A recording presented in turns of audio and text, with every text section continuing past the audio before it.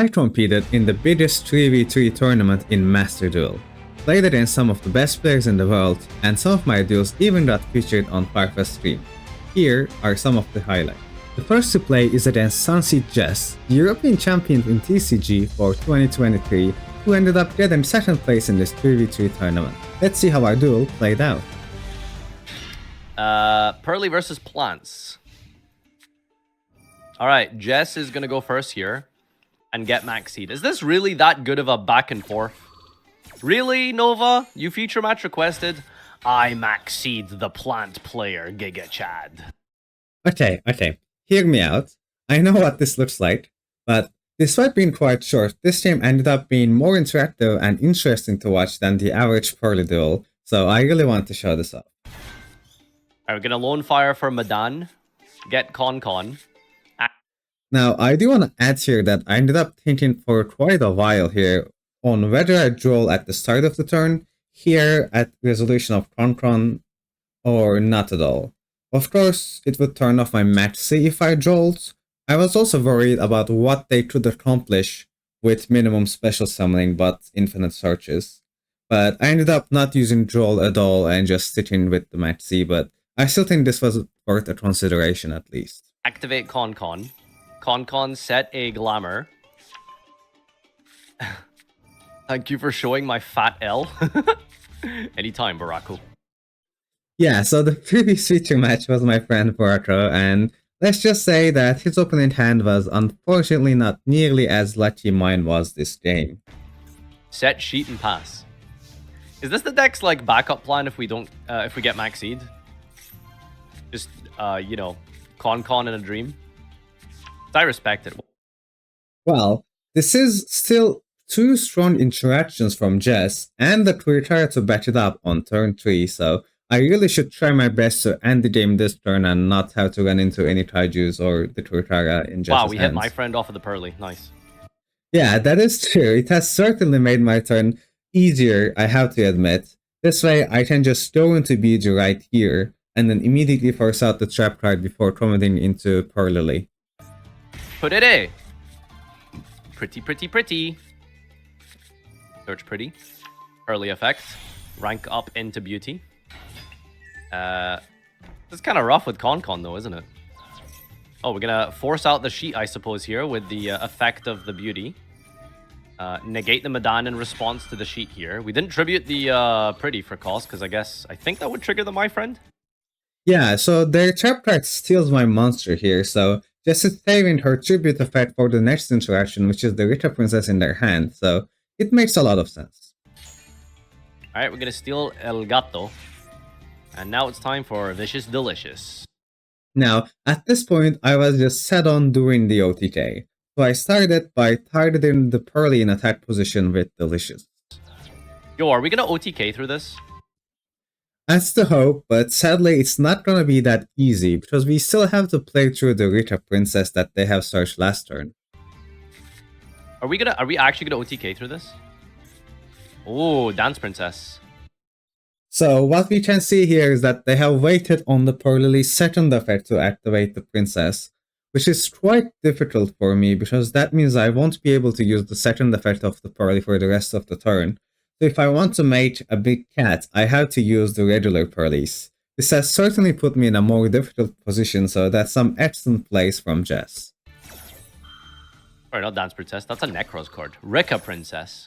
There's too many princesses in this game. We should have like a giant like battle royale for all the royalty in Yu-Gi-Oh, and then just see like which kingdom comes out on top here. Well, yeah, a Yugioh Battle Royale among the archetypes would indeed be awesome. But putting that aside, I was forced to draw with triple tactics talent here, and I have actually misplayed here by activating the happy memory instead of the sleepy memory. I was just so nervous going into the duel that I just kind of forgot that the sleepy memory target in the extra deck doesn't yet exist in the Master Duel. Luckily, this doesn't end up mattering as I don't get punished by it because I am going to reveal a delicious memory from my deck right here. Alright, happy special summon Purrely. We're hitting another sleepy here. Oh, delicious rather. Well, I do have to say though, I will miss having 2 copies of this card in my deck. Activate the Purrely, reveal the Delicious. I feel like this whole turn could have just been very easily minimized by just going like Yep Zeus or something. Maybe playing this deck is a lot easier than people make out. Just make a thick Zeus Lamau. So I do know Farfa is joking here, but just to clarify, going into Zeus would be unnecessarily risky. I wanted to win this turn and not have to deal with any potential Kaijus or Kuritaras as they have right here, and considering Jess already has a Kuritara, it turns out I was correct to do so. Alright, here's another rat, and of course it hits again. Oh, we've got Happy. Are we gonna do the thing? We're gonna do the thing! We're doing the thing! Yep, we're definitely gonna do the thing. And at this point, I had my graveyard set up, so even if I missed with this Purrely, it would have been fine, but having hit it just allows me to do even more damage, which is always nice. Attach onto the Plump as well, because funny. Alright, we're gonna use the effect of Plump here to attach the gang. Feed the chat! Feed the chat! Feed the chat! That's all I could think of at this point. It's just so fun. Rank that up into X Purrely Happiness. Wow, okay. We're playing this card. Interesting. Heal 15, punch for 51, and punch again. Or burn? Okay, nice. You don't really see people do that line, do you? A lot of people don't even play Purrely Happiness. Yep, and there's the end. This is the classic OTK line for Purrely that is almost never really done anymore in Master Duel, so I was really happy to be able to pull it off in such a big tournament. That Purrely was able to attack 3 times for a total of 19,800 damage, and I do really like the big numbers, so I'm glad to have been able to show this off. So the second highlight is against another team who made the top 8 for this tournament. However, I'm no longer playing Purrely this time. Instead, I'm playing Tearlament. The reason to change the decks throughout the day is to not become predictable. If they think I'm on Purrely, they are more likely to bring cards like Kaijus or Kuritara or Herald of the Abyss, which Tearlaments have a much better matchup against. And I honestly really enjoy the RNG with the Tearlament deck, so let's just get into some gameplay and have fun. What are you people doing? Are you guys playing for fun at this point, or what's going on? Is this really a competitive tournament? Yeah, it's the highest competition in Master Duel. But some people in the X3 bracket are just playing for fun. Okay, Farfa, okay. I see how it is. We were in X3 when we had this duel. We may or may not have been at X2. I mean, I can neither confirm nor deny at this stage, but let's just get into the duel. Sword Soul versus... What are you guys doing? Like, how are you bringing these decks? It's good, trust me. Okay, you just have to gamble, and you just need to win. Tearlaments is the strongest. Jokes aside though, the real reason is, as I explained earlier, switching to decks that your opponent weren't expecting at Game 2 or Game 3 can pay off really well, so it's important to do so throughout the day. Maxi! This is so rough. It's not even like an easy, simple play here. Yeah, my hand there was pretty badly positioned against Maxi. The most fun part about Tearlament is that there's like a million different ways that I can conduct the rest of my turn. So I try to set up the best I can here for the next turn without giving my opponent too many draws, but let's just see how that went.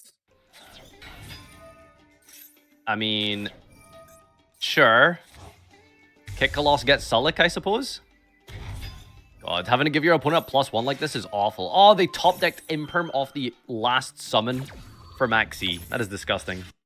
Yeah, though it wasn't a top deck, the Imperm is indeed very rough for me here. But I can't just pass with no real interactions, and making Brudusta doesn't really sound very good, as it's just summon Vishuddha make Monk just removes it from the field. And I was predicting my opponent would be on Swarsoul since they played Swarsoul in the game 1, so I really wanted to make sure that I was able to fusion summon this turn, which is why I will be going into Redoer next. Alright, do you overlay? Good lord, you're overlaying. Well, counter Maxi is gonna go kind of hard, I suppose. Oh wait, never mind, they have Ash Blossom. Yeah, this is disgusting. Alright, what did you attach there? A long one? That's very funny. They're gonna call Dark, what is this, Psychic or something? Forcing out the Redoer, chaining the Redoer to special summon, chaining the Tear Cache to special summon, chaining the Maxi to draw, chaining the Ash to negate Maxi. You really are just in a bad spot. How do you win this game? Okay, so a lot just happened here, so let me recap real quick. They forced out my reader with the Herald of the Abyss, which they were playing because they thought I would be on Purrely. But now that I'm on Tearlament, it cannot be used on Kit Colors because it would just trigger the Kit Colors to mill 5. And the reader can simply be chained away to dodge it. Now the reader effect will trigger the Sheeran attached to it because reader detaches the materials as its card effect and not as a cost. So before Sheeran triggers, I need to make sure that I have milled the maximum amount of cards from my deck so I have the largest possible options for fusion summoning. To be able to do that, I chain the tier cache to my reader, and then I don't want to get like Cold by or Ash in my mills, so I chain Match C to bait out any potential negates, and it does successfully bait out the Ash Blossom here. So all I can do now is to mill and hope that it will be good enough. Well, you're playing against Sword Soul, and apparently the only people in the world who know how to play Sword Soul is like literally just Pac. Alright, this right here, look at his hand, look at his hand. How do we mess... Hang on, wait, do we make a window or something? Hang on, do we have a Shaddoll in the graveyard? So, not yet, but I was really hoping that I would be able to get some Shadows in the graveyard with the Tashtira effect. Hold on, let cook. Mill 3? Oh, that's how we win. That's right. My deck is full of potential good mills, of course, but hitting the Shadow name was really helpful because Sorcerer does have very limited outs to win the... Oh. This is how we win. Wait, no, this is winnable. This is winnable. Hang on, is Longwan 2 summons or 1 summon? It is 2 summons. Special summon this card, then you can special a token. That's 2 summons, right? Even though it's 1 effect, so it doesn't bypass window. Yes, but there is still a way that they could continue playing their turn here, even though they won't be able to see it right here. But dear viewers, can you figure it out before Farfa explains it to you? Let's start the timer.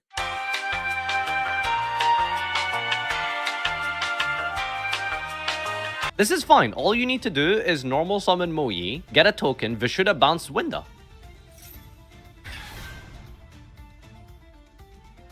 Yeah, no comment on that. Watching Sword Soul players, like, makes my blood boil. Watching Sword Soul be played by people, like, actually just makes me furious. You had, like, full combo, basically. Like, you literally had full combo.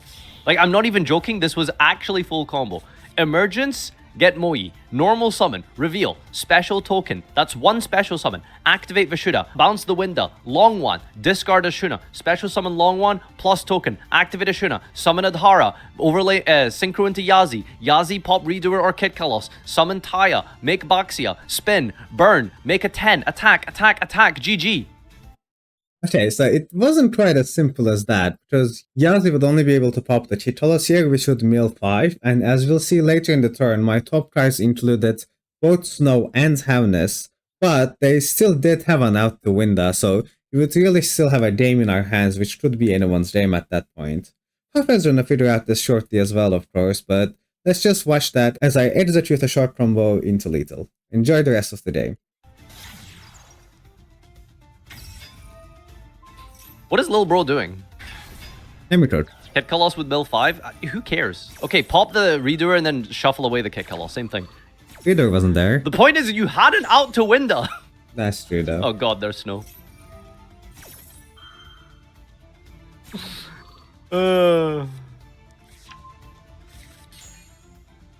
Reader already don't. It doesn't matter, just pop something. It doesn't matter, just resolve Yazi. Like, that's the point. Like, let's get over, like, hurdle number 1, which is why didn't we just remove the window from the field? I am so sad right now. I am so sad. Well, regardless, that worked out as a great comeback for me. And before we move on to the deck list, I just wanted to express my gratitude to everyone. I was really honored to be able to join such a big tournament and have the chance to duel against professional players like Jess. And I'm really thankful that Farfa has responded to my silly little feature request and played them on stream. I sure hope both he and you, my dear viewers, have enjoyed watching them. At the very least, I hope that they were some good content. If so, you know, consider pressing that subscribe button maybe. But without further ado, let's just get into my deck lists. And here's the list for the Purrely deck. Now, I must say that I was playing the Skysearcher Link and not Donner during the tournament, but playing Donner turned out to be a bit more helpful because I wanted to be able to out-contact C. However, the Skysearcher Link can out cards like Peekaboo, so it's kind of hard to make the choice in between. But it's hard enough to make the Skysearcher Link under Peekaboo anyway, because all the Purrelys are fairies, so it's definitely a hard choice for sure when it comes to picking the Link too. Sadly, playing the Drawstring engine does kind of limit your extra deck a little bit. Also, you probably have noticed that this tournament was just before the ban list, so now we can't really play 3 Purrely and 3 Delicious Memory anymore. So you definitely have to fun and put some different cards into it. Some of the routes suggested should be playing Gamma, which can be pretty useful, or you might want to consider playing like the Purrely Field spell, which is also another good card, but this deck is still pretty good even after the ban list, but just needs some little tweaks basically. And this is my Tearlament list. Now, Tearlament, although I haven't really suffered from the ban list, this list can be upgraded with the inclusion of the new cards released, I would say. Although the new Tearlament spell that just released, Purrely is not that good, there's actually the new trap card, Trivia Karma, is actually a really good mill to be able to search whatever you want from your deck. So I would definitely consider including that going forward with this deck, but this has performed pretty well for me already, so I would say definitely look out for this, and you know, Tearlament is still a pretty good deck to be honest. Especially when your opponent is not prepared for it. That's it for the deck list. I currently stream every Wednesday, so try to check out that. I'm doing a Master Duel Master Chess run, and I'll see you in another video. Peace.